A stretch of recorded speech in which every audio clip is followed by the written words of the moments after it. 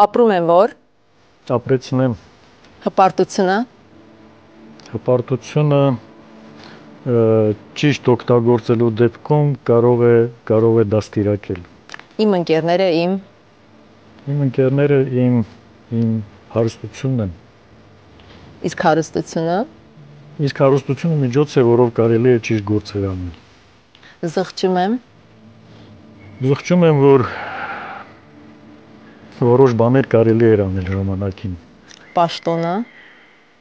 Պաշտոնը ժամանակավոր է, բայց կարելի է նաև ճիշտ պաշտոնյա լինել։ Հավատում եմ որ։ Հավատում եմ, որ ամեն ինչ լավ կարող է լինել։ Իմ ապրած տարիները։ Իմ ապրած տարիները նման են բոլորի ապրած տարիներին։ Դժգոհ եմ։ Դժգոհ եմ, որ այսօր այսպիսի իրավիճակ է Արցախում։ Չեմ ընդունում։ Չեմ ընդունում ծուլությունը, թուլամորթությունը։ Աստված արարիչ է եւ մեզ բոլորիս ուղղորդելու է դեպի մեր նպատակները։ Իմ թշնամին։ Իմ թշնամին շատ բարձ երևում է այստեղից։ Սպասում եմ։ Ասում եմ լավ նորությունների։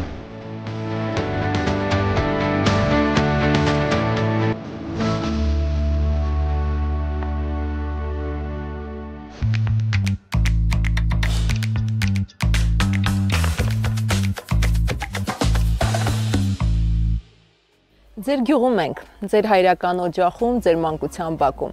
Ամեն անգամ տուն գալով որ հիշողությունն է հատկապես մտքին գալիս, որ հիշողությունն է ամենավառը։ Ինչքան էլ զարմանալի լինի, երևի ինչ որ մի տարիքի հասնելուց ես երևի մանկության հիշողությունները այդպես ընկալում կամ սուր երևակայություն ընդունում։ Ինձ թվում է ամեն անգամ ինչ որ նոր բան է մտքիդ գալիս եւ այնպես չէ որ հենց միայն մի դրվագ է մանկությունից գալիս, բայց բոլոր դեպքերում սա այն վարն է, որտեղ ես ինձ տանն եմ զգում եւ զգում եմ իմ էության մեջ եւ իմ բոլոր ընկերները գիտեն, որ եթե ինչ որ լավ բան են ուզում ինձ մատուցեն, ինձ համար անեն, դա անպայման պիտի կապված լինի հենց գյուղի հետ։ Եվ վերջին շրջանում հաճախ եք լինում գյուղում։ Քաղաքում աղմուկը շատ է։ Ցավոք, այդպես չի, որ հաճախ եմ լինում, որովհետև կարծես թե հաճախ պիտի լինեի, բայց անընդհատ ինչ որ բաներով զբաղված եմ լինում եւ հետո էլ տեխնիկական առումով շատ դժվար է հիմա այդ երթևեկությունը կազմակերպել, թեկուզ ցանկացած առիթ, ցանկացած պահ փորձում եմ բաց չթողնել, որպեսզի լինեմ այստեղ, որովհետև այստեղ կարծես լիցքավորվում ես եւ այստեղ ինչ որ բաներ նորից վերադառնում են քեզ եւ հատկապես երբ որ սկսում ես աշխատել հողի վրա, ամեն ինչ կարծես թե վերադառնում է իր շրջանը սյուր։ Այո, քաղաքական գործիչը հիմա նաեւ հող է մշակում, հողից ուժ եք ստանում։ Ես կարծում եմ, որ հիմա բոլորը պիտի հող մշակեն, ոչ միայն քաղաքական գործիչները, իսկ քաղաքական գործիչների դեպքում դա հատկապես պետք է շատ ճիշտ արտահայտվի, որովհետև երևի թե նրանց նայելով նաև մեր հանրության մի ստվար հատվածը պետք է հասկանա, թե այսօր ինչն է կարևոր։ Գիտեք, մի բան հիշեցի մեր համալսարանական ինստիտուտի տարիներից, մի հետաքրքիր դասախոս ունենք, որ ամեն անգամ քանի որ խոսքը վերաբերում է միջին դարերի պատմությանը, ամեն անգամ այդպես մեզ հարցնում եւ վերջապես ինչն է պատճառը, ու քանի որ արդեն լավ գիտենք իրեությունը, արդեն անկախ նույնիսկ պատասխանի ճիշտ լինելուց ասում ենք հողը։ Հիմա փաստորեն այնպես է ստացել, որ իսկապես հողը շատ կարևոր է, դա շատ ճիշտ ձևով արտահայտում է մեր այսօրվա իրականության վրա, այսօր աշխարհակահաղական իրադարձություններն են զարգանում հենց հողերի շուրջ, հողերի հանդեպ հավակնությունների։ Իսկ հողից ստացած այդ ուժը, էներգիան որտեղ եք օգտագործում, ասենք նկարիչը իր կտավներում է այն օգտագործում, բանաստեղծն իր տողերում։ Ես փորձում եմ այդ էներգիան ավելի շատ հասկանալ, թե կոնկրետ օրինակ նկարիչ լինեի, ինչ կանեի, եթե բանաստեղծ լինեի, ինչ կգրեի։ Երբեմն այդպիսի բաներ անցնում են մտքովս, բայց ցավոք մեր իրականությունը այնպիսին է, որ պարզապես հիմա այնինչ որ քո մեջ ամբարվում է, այնինչ որ քո մեջ կուտակում է, փորձում ես օգտագործել ճիշտ մտքերի, ճիշտ հասկացությունների, ճիշտ ծրագրերի, ճիշտ նպատակներ ձևակերպելու այդպիսի գործերի վրա։ Երևի քաղաքական կամ պետական գործի համար ուրիշ ավելի հարմար այդպես էներգիան կիրառելու տեղ չկա։ Այս ծառը օրինակ ես իհարկե ամենափոքր հասակից եմ հիշում, բայց կարծում եմ ինձանից առաջ էլ երևի շատ սերունդների համար այս փռշնին մեր արցախյան բարբարով ասած կամ բրենչը, որը նաև Սուրբ ծառ է համարում։ Չգիտեմ, երևի մեր, քանի որ դպրոցն էլ հենց այստեղ է եւ մեր տունն ու դպրոցը ընդամենը մի փողոց է բաժանում, շատ սերունդների այդպես ուղեկցել է դեպի դպրոց, դեպի գիտություն։ Երբ փոքր էինք, հիշում եմ, սպասում ենք, թե երբ են պտուղները մի քիչ հասունանալու եւ այդպես համատարած դպրոցի բակում, քանի որ եւ շատ մեծ լորենիներ կային, այդպես որպես արևածաղկի սերմի նման։ Իսկ դասերից փախչում եք։ Շատ հազվադեպ, որովհետեւ փախչելու տեղ չկար, ընդամենը մեկ փողոց պիտի անցնեիր, հետեւաբար դասերից փախչելու եւ գիտեք, երևի, չգիտեմ, գյուղական դպրոցներում մի քիչ այդպես միջավայրն էլ էր ուրիշ եւ դասերից փախչելու ժամանակ պատկերացրեք, որ դասերից փախչես եւ բոլոր ուսուցիչները կամ դպրոցի ղեկավարությունը, որ դուրս են գալիս, հանդիպում են քո ծնողներին։ Շատ դժվար կլիներ բացատրություն գտնելը։ Իսկ երբ ընդունվեցիք Ստեփանակերտի մանկավարժական ինստիտուտ, գյուղի տղա, քաղաքի տղա, այս խոսակցություններին առնչվել եք։ Կար իհարկե, կար եւ բայց շատ գիտեք չափավոր ձևով էր, դա այնպես չէր, որ այդ ժամանակահատվածում ամեն ինչ որոշում էր այդպիսի սոցիալական բաժանման մեջ եւ ինձ թվում է, որ դա գալիս է այն սերնդի, կոնկրետ իմ սերնդի, որ այն ժամանակ բարձրագույն կրթություն էր ստանում, կոնկրետ կրթության հանդեպ վերաբերմունքից։ Իսկապես ես իմ բոլոր ինստիտուտ, այդ բարձրագույն կրթության ընկերներին, որ հիշում եմ, բոլորն էլ տաղանդավոր մարդիկ են։ Եվ ինստիտուտում եք ծանոթացել ձեր ապագա կնոջը։ Հա։ Հիշում եք այդ օրը։ Շատ դժվար է, որ ասեմ կոնկրետ ինչ որ օր էր, բայց ինստիտուտի այդ տարիներին եւ գիտեք, երբ որ դու այդ ժամանակահատվածը ճիշտ ես օգտագործում, ինքն իրեն կարծես թե ամեն ինչ այդպես դասավորում է։ Օրինակ այդ ժամանակահատվածում ինստիտուտի տարբեր ֆակուլտետներից շատ ակտիվ մի խումբ կար, որը մեր մարզի, նախկին ինքնավար մարզի մտավորականության հետ մեկնում էր Արցախի բոլոր գյուղերը, կոմերի միության գծով այդպիսի ագիտ բրիգադա կար եւ ես իսկապես երանությամբ եմ հիշում այդ օրերը, որովհետեւ իմ ծանոթությունը Արցախին, մեր մարզին ընդհանրապես բոլոր գյուղերին, բոլոր հատվածներում եղել է հենց այդ ժամանակահատվածում։ Չգիտեմ, նույնիսկ չեմ կարող ասել, որ գյուղերում չենք եղել, որովհետև շաբաթը մի քանի անգամ այդպես դասերից հետո մեկնում էինք այդ հանդիպումներին, որը պարտադիր մասեր ուներ եւ որի մի մասը նաեւ մեր մանկավարժական ինստիտուտի կողմից պատրաստված փոքրիկ այդպես թատերական ներկայացումն էր, իսկ Լիանան իմ հետագայում իմ տիկինը մեր այդ միջոցառումը վարողներից մեկն էր եւ այդպես ենք ծանոթացել։ Երկուսդ էլ մանկավարժի մասնագիտությունն եք ընտրել, բարձրագույնն ավարտել, ամուսնացել եւ գյուղ վերադարձել։ Գյուղի դպրոցում ձեր կնոջը ավելի շատ դասաժամեր տվեցին, քան ձեզ, չնեղվեցիք, չխանդեցիք։ Երևի չէ, բայց ինչ որ մի բան կար այդպես ներքին, որ մտածում էի, որ իհարկե հասկանում եմ, որ այն մասնագիտությունը, որով ես եմ ավարտել, այն ժամանակ արդեն գործող մանկավարժներ կային դպրոցում եւ շատ քիչ դասաժամեր կային, բայց դա եղել է 90-91 թվականներ ուսումնական այդ տարում, երբ որ մեր գյուղ վերադարձել էին նաեւ այլ տարածքներից, մասնավորապես Թուրքմենիայից եւ Ադրբեջանի այլ հայաշատ բնակավայրերից ընտանիքներ, որոնց երեխաները ռուսերեն պիտի սովորեին, եւ ստացվեց այնպես, որ ես սկսեցի ռուսերեն դասավանդել, իհարկե հայկական կրթություն ունենալով, եւ ստացվեց հիշողություններ շատ են այստեղ։ Եվ ընդամենը 1 տարի դասավանդեցիք, սկսվեց Արցախյան շարժումը։ Իսկ եթե չլիներ Արցախյան շարժումը եւ դուք որպես ակտիվ երիտասարդ չներգրավեիք պայքարին, մանկավարժությունը կմնար ձեր ուղին,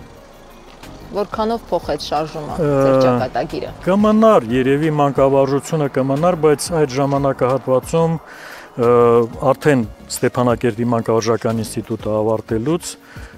ես նաև ընդունվել էի Երևանում ազգագրության գիտությունների ազգային ակադեմիայի ազգագրության եւ հնագիտության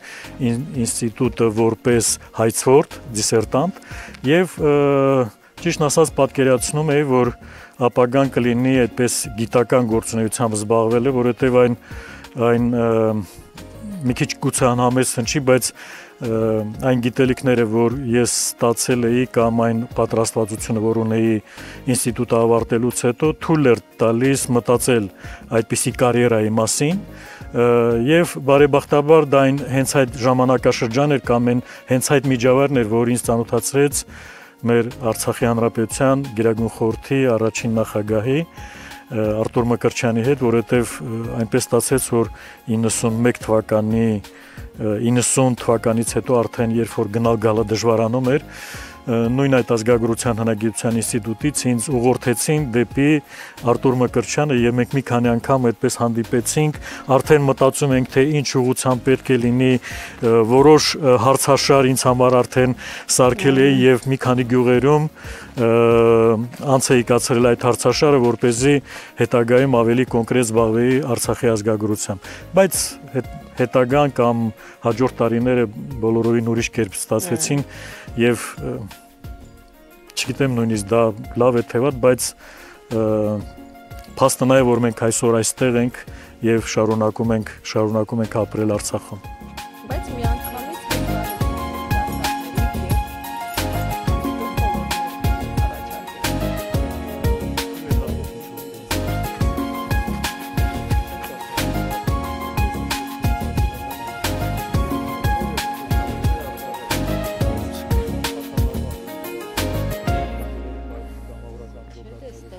Պարոն Ղուլյան, տարբեր պաշտոններ եք զբաղեցրել, արտաքին գործերի նախարարություն, կրթության նախարարություն, ազգային ժողով եւ ձեր կարծիքով ոլորտում աշխատանքն եք առավել արդյունավետ համարում։ Անկեղծ կարող եմ ասել, որ այդ բոլոր ձեր թվարկած ոլորտներում այնինչ որ որպես մտահղացում, որպես ծրագիր, գաղափար ուզում է իրականացնել, ավելի քիչ հաջողվել է կրթության ոլորտում, որովհետև ժամանակը շատ քիչ էր, համարյա նույնիսկ 1 տարի չտվեց, որովհետև անմիջապես դրան այդպես հաջորդեցին խորհրդարանական ընտրությունները, որից հետո ես ստիպված էի տեղափոխվել արդեն ազգային ժողով։ Գիտեք, բոլոր հնարավոր պաշտոններում, բոլոր ձեր թվարկած այդ ուղղություններում երևի վերաբերմունքից է կախված, երբ որ դու քո աշխատանքին վերաբերում ես որպես այդպես ամենավերջինը, ցավոք այդպես չի լինում, բայց երբ որ այդպես ես վերաբերում, կարծես թե ամեն ինչ անում ես որպեսզի այն ինչ որ դու մտքում ունես, այն ինչ որ դու որպես տեսլական պատկերացում ունես, կարողանաս իրականացնել։ Իսկ ճիշտ է, որ պաշտոնից պաշտոն տեղափոխվելը ձեզ դուր չէր գալիս եւ դժվարությամբ էիք հարմարվում։ Ճիշտ է, որովհետև ես շատ դժվար եմ հարմարվում փոփոխություններին, չեմ սիրում այդ արագ փոփոխությունները, անկեղծ ասած չեմ պատկերացնում ոնց են հիմա պետական համակարգում այդ մի քանի ամսվա ղեկավարությունը, ցավակցում եմ պարզապես այդ պետական համակարգի աշխատողներին, որովհետև դժբախտաբար ղեկավարների փոփոխությունը նաև որոշակի ստրեսային վիճակ է ստեղծում, հատկապես մեր ժամանակների համար է դա այդպես, երբ որ չգիտեմ, երևի դա լավ երևույթ չէ, բայց բոլոր այդպես նոր նշանակված ղեկավարները միշտ էլ մտածում են, որ համակարգը պետք է համապատասխանեցնեն իրենց քիմքին եւ պետք է այնպիսի մարդիկ լինեն, որոնք շատ հոժարակամ պետք է կատարեն իրենց հանձնարարությունները։ Իսկ երբ պաշտոնում եք, ավելի շատ մարդիկ էին ձեր կողքին, քան հիմա։ Շատ բնական է դա։ Ես դրանից երբեք այդպես բան չեմ, ասենք ողբերգություն չեմ սարքում, որովհետեւ ավելի շատ դա կապված է գործառույթային այդպես քո պարտավորությունների հետ, բայց ես չեմ բողոքում, որ այսօր քիչ մարդիկ կան, որովհետև բոլոր այն մարդիկ, ովքեր այսպես ձևակերպեն, ոչ ի պաշտոնե եղել են իմ կողքին, նրանք այսօր էլ շարունակում են իմ կողքին լինել։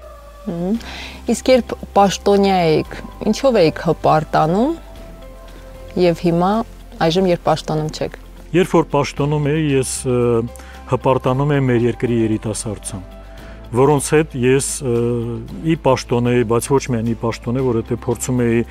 այդպես աչքաբաց երիտասարդների հետ շփվել, ինչ որտեղ նաև օգնել նրանց իրենց առաջընթացը, իրենց կարիերան ձևավորելու առումով եւ զգում եմ, որ իսկապես Արցախում նոր սերնդի քաղաքական, նոր սերնդի պետական կառավարիչներ են հասունանում, ձևավորվում, բայց մի շատ մեծ բաց կա, որ ավելի աչքաբացները սկսում են մտածել Արցախից տեղափոխվելու մասին։ Սա շատ վատ երևույթ է մեր երկրի համար, բայց մյուս կողմից էլ այստեղ նաև բնական այդպես ընտրության հարց կա, որ մարդիկ փորձում են իրենց պատրաստվածությունը, իրենց պատկերացումները իրականացնել այնպիսի միջավայրում, որտեղ ավելի բարենպաստ իրավիճակ է ձևավորում։ 2020 թվականին պարոն Ղուլյան նախագահի թեկնածու էիք։ Պատերազմի օրերին եղել են պահեր, որ մտածեք, ինչ լավ է, որ երկրի համար պատասխանատվությունը ձեր ուսերին չէ, կամ էլ ամեն ինչ այլ կերպ կդասավորվեր, եթե դուք նախագահ լինեիք։ Եղել է եւ ցավոք ոչ թե պատերազմի օրերին, այլ պատերազմից հետո։ Պատերազմի օրերին այդպես մտածելու կամ այդպիսի մտքերի հետ առնչվելու գուցե տրամադրություն չկար, ժամանակ չկար, դա չէր, ասինքն անհանգստացնում, բայց պատերազմից հետո եղել է եւ չգիտեմ, ես իմ մերձավորների շրջապատում դրա մասին ասել եմ, բայց չեմ ուզում այդ թեմայի մեջ շատ խորանալ։ Նշեցիք, որ եղել են, որ տարբերակը պարոն Ղուլյան, որ ինչ լավ է, որ պատասխանատվությունը ձեր վրա չէր, ձեր ուսերին չէր։ Կարելի է եւ այդպես ասել, իմ մտորումները որպես նախագահի թեկնածու, որպես այդ պատասխանատվության նաեւ գրողի, ավելի շատ եղել են նախընտրական հանդիպումների ժամանակ եւ անկեղծ ես այն ժամանակ շատ վատ էի ինձ զգում, պատկերացնելով թե դա ինչ պատասխանատվության բեռ է եւ ոնց են մարդիկ եւ ոչ թե 1-2 հոգի, այլ 14 հոգի հերթ կանգնել նախագահի պաշտոնը զբաղեցնելու համար։ Սա շատ վատ երևույթ է։ Մենք հենց այդ ժամանակահատվածում էինք արդեն այդ սխալների ճանապարհով գնում։ Ես հետո իհարկե այդ մասին մտածել եմ եւ մտքում նույնիսկ ասում եմ, որ ոնց է Փառք Աստծո, որ այդպես չեն դասավորվել իրադարձությունները կամ աստղերը այդպես չեն իրենց շարքը կանգնել, բայց սա բոլորովին չի փոխում իրականությունը, որովհետեւ անկախ նրանից ով է այդ պաշտոնին մենք այսօր բոլորս ենք այդ պատասխանատվության ոչ բավարար մակարդակի հետևանքները զգում։ Իսկ ինչ եք կարծում, Արցախի խնդիրը մեր մեջ է, թե Արցախի շուրջ զարգացումներում։ Արցախի խնդիրը մեր մեջ էր եւ մենք կարող էինք մեր գործողություններով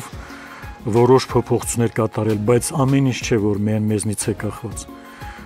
Կարելի ասել, որ որոշ բաներ կատարվում են մեր կամքից դուրս, մեր պատկերացրածից դուրս եւ Դրա մի մասը իհարկե աշխարհաքաղաքական կտրուկ փոփոխություններն են, որ այսօր տեղի ունենում մեր շուրջը, եւ որոնց ազդեցությամբ Արցախը այսօր կանգնած է շատ լուրջ ընտրության առաջ։ Ես ճիշտն ասած այդքան հոռետես չեմ եւ ես որոշ նաեւ այդպես պատկերացումներ ունեմ, որ այդ փոփոխությունների հետևանքով կարող է նաեւ շատ բարենպաստ իրավիճակ ստեղծվել Արցախի համար, բայց դրա համար աշխատել է պետք։ Այնպես չէ, որ մենք այսպես նիրհի մեջ շարունակենք մնալ եւ ամեն ինչ շատ այդպես ճիշտ ձևով գալու է եւ մեր շուրջը կառուցվելու է այնպես ինչպես մենք ենք ցանկանում։ Ընտանիք, մեծ պարտականություններ ու մեծ պատասխանատվություն։ Դրա հետ մեկտեղ պատասխանատու աշխատանք։ Հաջողվել է բալանսը պահել, թե այնուամենայնիվ մեկը տուժել է։ Ինձ թվում է, որ հաջողվել է, բայց այդ հարցի պատասխանը տալուց իմ կարծիքը միշտ սուբյեկտիվ է լինելու։ Եվ ես վստահ եմ, որ դժգոհություններ լինելու են, հատկապես իմ մերձավոր շրջապատում, որովհետև ամեն ինչ չէ, որ դասավորվել է այնպես, ինչպես իրենք էին ուզում, պատկերացնում, բայց երբ որ դու շատ մեծ պատասխանատվություն ունես, միշտ էլ փորձում ես այդ պատասխանատվության առաջնահերթությունների մեջ, այնինչ վերաբերում է երկրին, ժողովրդին, պետությանը առաջին դիրքերում պահել, իսկ մնացածը ինչպես կստացվի։ Փառք տանք Աստծուն, որ հատկապես ինչի համար եք շնորհակալ ձեր կնոջը։ Երևի համբերատարության, այս ամեն ինչը լուռ ուժ տանելու, երբեք ավելորդ պահանջներ չդնելու, իր տեղը ճիշտ գնահատելու եւ իմանալու։ 3 որդի ունեք, հայրական պարտականություններից որն եք կատարել եւ որը ոչ։ Չգիտեմ, դժվար է ասել, որովհետեւ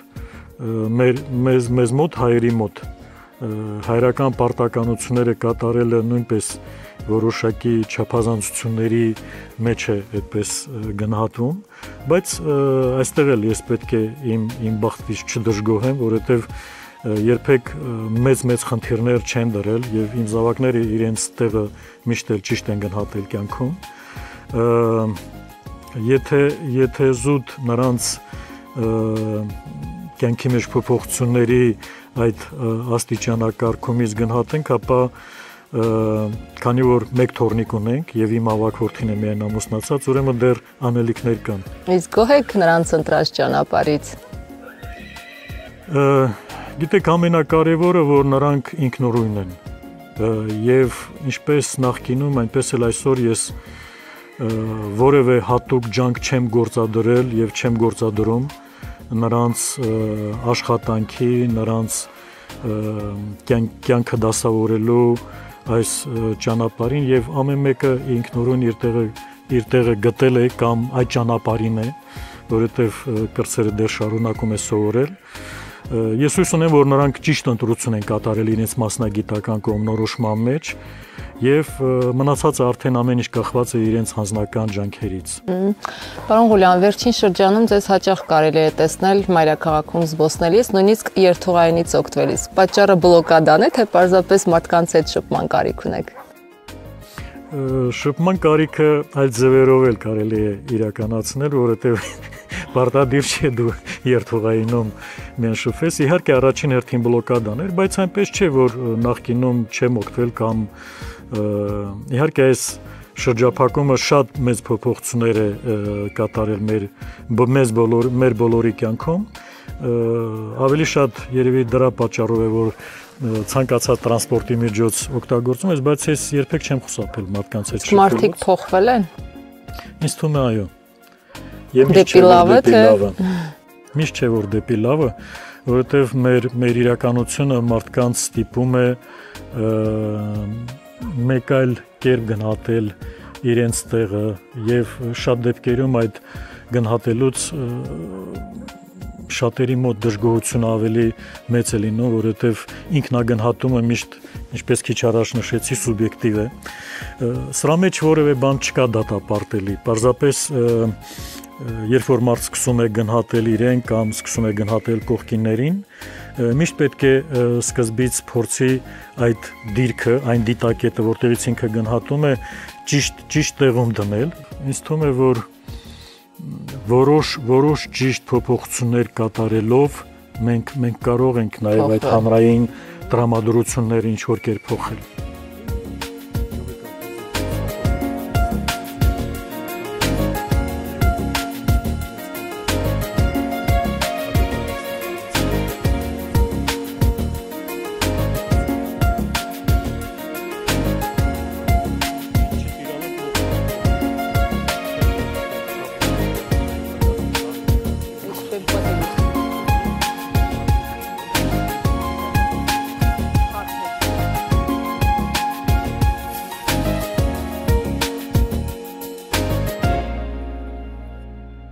Առանց ինչի չեք պատկերացնում ձեր կյանքը։ Առանց երևի այն եզերքի, այն հողի, այն հողակտորի, որը համարում ես քոնը, այսինքն առանց այն տարածքի, որը քեզ ուժ է տալիս, դա եւ հայրական տունն է, եւ քո հայրենի գյուղն է, եւ քո հայրենիքն է ամբողջական Արցախը։ Ես չեմ էլ ուզում մտածել, որ առանց դրա հնարավոր է, որովհետև երբ որ մարդ սկսում է մտածել այդպիսի հասկացությունների շուրջ, ինքնաբերաբար դու սկսում ես մեկ այլ այդպես փիլիսոփայությամբ ապրել, թեկուզ եւ ժխտողական այդպես փիլիսոփայությամբ, բայց ես ոչ թե ինքս չեմ ապրում դրանով եւ հաճախ փորձում եմ նաեւ այդպիսի մտորումներից հեռու պահել մարդկանց, ում ես ճանաչում եմ։ Իսկ ներողություն խնդրում եք։ Հաճախ։ Ով է ձեզ կյանքում հիասթափեցրել։ Այդպես մեկը չկա, որ ասեմ կոնկրետ ով է հիասթափեցրել, բայց հիասթափեցնողներ եղել են։ Ինչ կցանկանայիք ունենալ, որ չունեք։ Չկա այդպիսի բան։ Ես ճիշտն ասած չեմ տառապում այդպիսի բաներով, որ կյանքում ինչ որ բան անպայման պիտի ինձ լինի։ Փորձում եմ գոհանալ նրանով, որ կա այն միջավայրը, կա այն աուրան, որում դու քեզ շատ լավ ես զգում, եւ այն ինչ որ այսօր ունեմ, դա պարզապես կարծում եմ, որ ամենաթանկն է, ամենահարազատն է եւ պետք է այն գուրգուրել, պահել։ Կյանքում ձեր կոչումը գտել եք։ Ինձ թվում է, որ այո, բայց չեմ կարող բացառել, որ